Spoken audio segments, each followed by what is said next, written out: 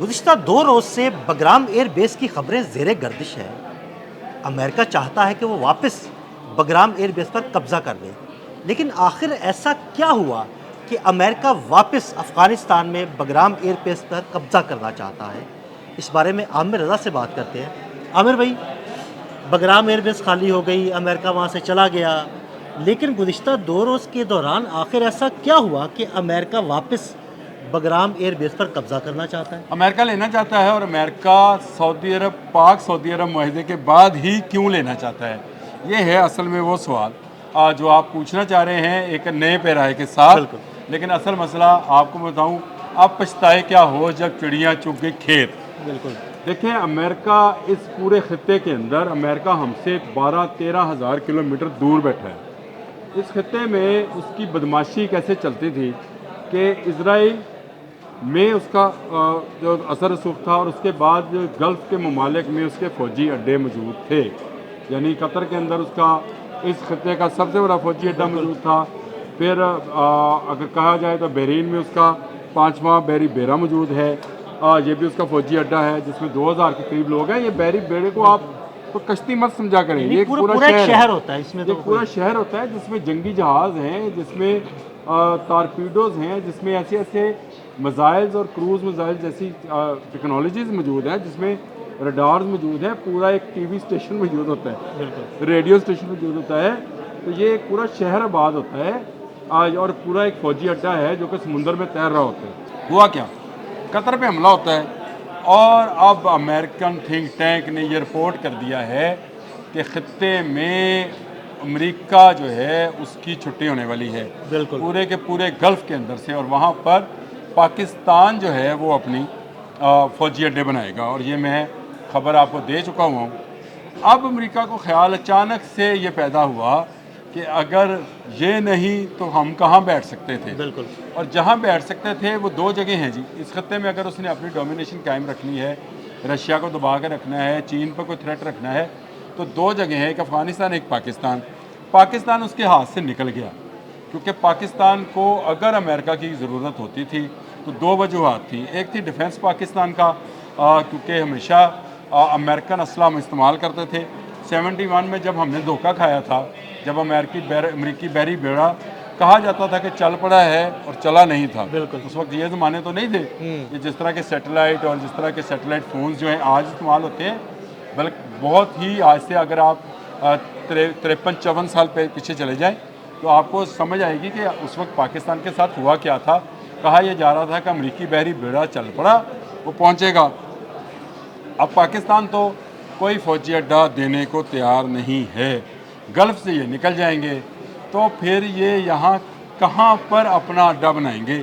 اب ان کو یاد آ رہی ہے کہ اوہو، ہم سے تو غلطی ہوئی کہ بگرام ایئرپورٹ چھوڑ دیا، اور چھوڑ بھی ایسی حالت میں دیا کہ اس سے صرف 1200 کلومیٹر دور چین کا وہ صوبہ ہے جہاں پر چین اپنے ایٹمی ریئیکٹرز رکھتا ہے اور ایٹمی ویپنز بناتا ہے۔ یعنی بگرام سے اڑنے والا ایئر پلین اگلے آدھے گھنٹے میں چین کے اندر اس جگہ پہ مار کر سکتا تھا۔ تو یہ ہمیں نہیں چھوڑنا چاہیے تھا سب جگہ۔ حضور، آپ نے چھوڑا نہیں ہے، آپ سے چھڑایا گیا ہے، یعنی آپ کو نکالا گیا ہے۔ اور آپ کو بھاگتے پیچھے آپ اپنا اسلحہ، اپنے کپڑے، اپنی ہر چیز جو ہے چھوڑ کے بھاگے ہوئے۔ بالکل وہ میں نے وہ فوٹیجز دیکھی ہیں بینگ اے جرنلسٹ، جو میں یہاں شاید بیان بھی نہ کر سکوں کہ وہاں پر آپ کس حالت میں بھاگے ہوئے تھے، ایسے ہی اور آپ کو یہ توفیق نہیں ہوئی تھی کہ بٹن بند کر لیں بجلی کا۔ آپ بکسا، اسلحے کا جو بکسے تھے ان کی سیلیں بھی کھولی نہیں ہوئی تھی۔ اگر آپ وہی چلا لیتے نا تو شاید افغان طالبان آپ سے بگرام ایئرپورٹ نہ لے سکتے۔ اب چین جو ہے، چین اس جگہ کی اسٹریٹجیکلی جو ہے اس کو حاصل کر چکا ہے، اور چین اس وقت بیسٹ الائے ہے افغانوں کا، اور افغانوں کو پتہ ہے کہ ان کے مسائل جو ہیں وہ خطے کے مسائل ہیں، ان کے مسائل انٹرنیشنلی نہیں ہیں۔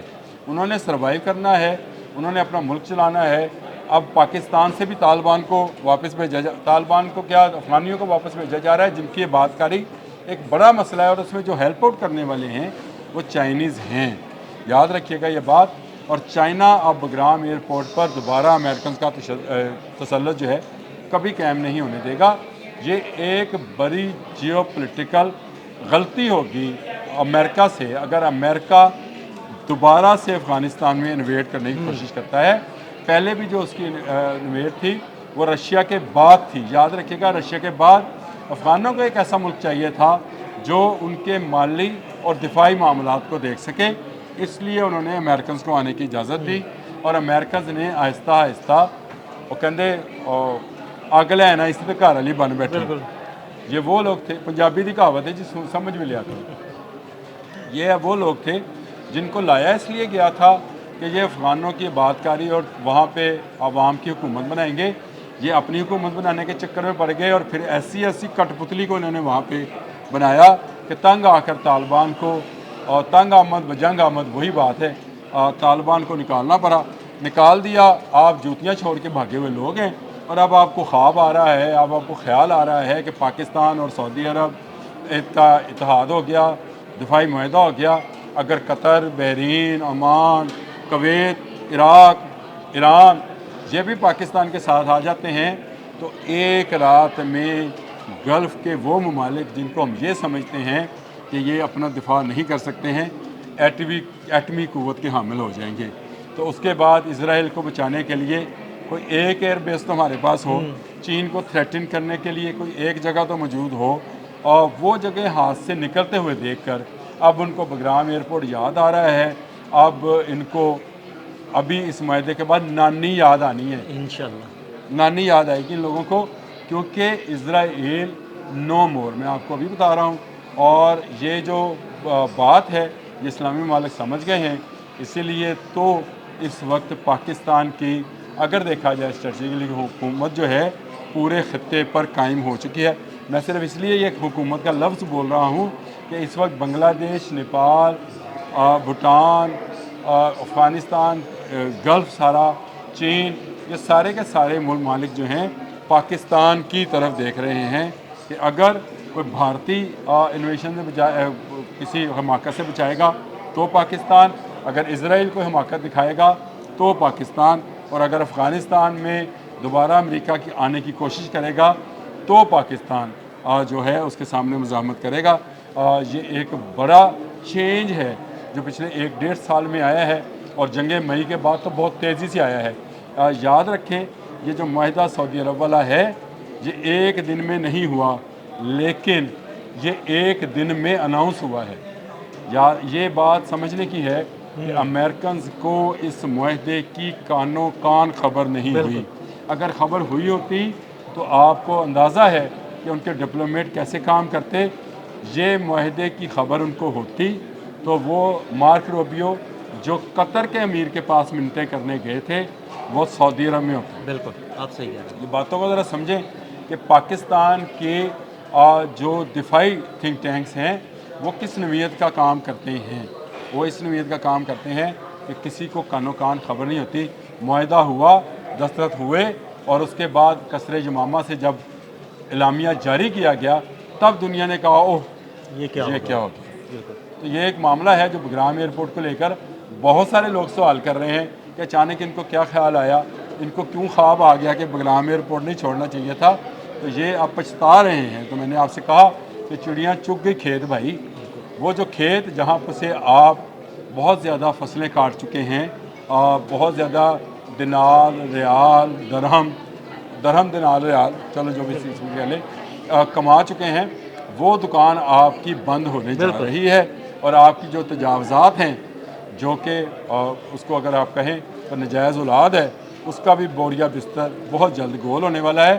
آپ کو بگرام ایئرپورٹ بھی نہیں ملے گا کہ یہ اب چین کا اسٹریٹجیکلی ایسٹ ہے جو آپ کو لینے نہیں دے گا۔ بہت شکریہ عامر بھائی جی۔ بالکل عامر بھائی نے ایک بڑی زبردست بات کی، اسرائیل نو مور، یعنی اسرائیل نہیں رہے گا بلکہ اسرائیل ماضی کا قصہ ہو جائے گا اور لوگ کہیں گے کہ اسرائیل تھا۔ عامر رضا اور عدیل احمد کو اجازت دیجیے گا، اللہ حافظ۔